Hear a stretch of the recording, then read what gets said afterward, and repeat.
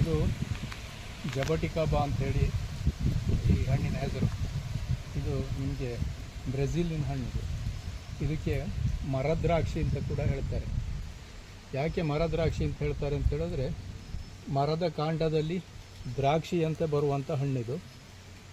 ನೋಡಿ, ಒಳಗಡೆ ದ್ರಾಕ್ಷಿ ಥರ ಒಂದು ಬೀಜ ಇರುತ್ತದೆ, ಆ ಥರ ಬರುವಂಥ ಹಣ್ಣಿದು. ಮತ್ತು ದ್ರಾಕ್ಷಿಯ ಟೇಸ್ಟನ್ನೇ ಹೊಂದಿರ್ತದೆ.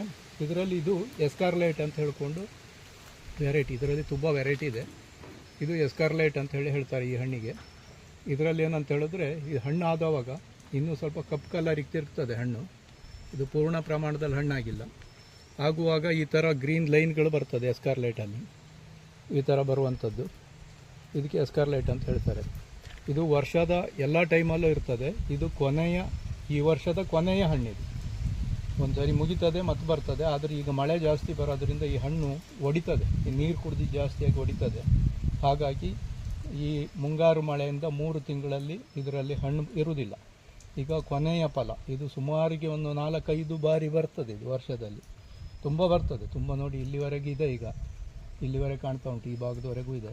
ಇದು ಇನ್ನೂ ಜಾಸ್ತಿ ಪ್ರಮಾಣ ಬರ್ತದೆ. ಆದರೆ ಈಗ ಮತ್ತೆ ಫ್ಲವರಿಂಗ್ ಬರ್ತಾ ಇದೆ, ಹೂ ಬರ್ತಾ ಇದೆ. ನೋಡಿ, ಎಲ್ಲ ಕಡೆ ಹೂವಿದೆ ಕಾಂಡದಲ್ಲಿ.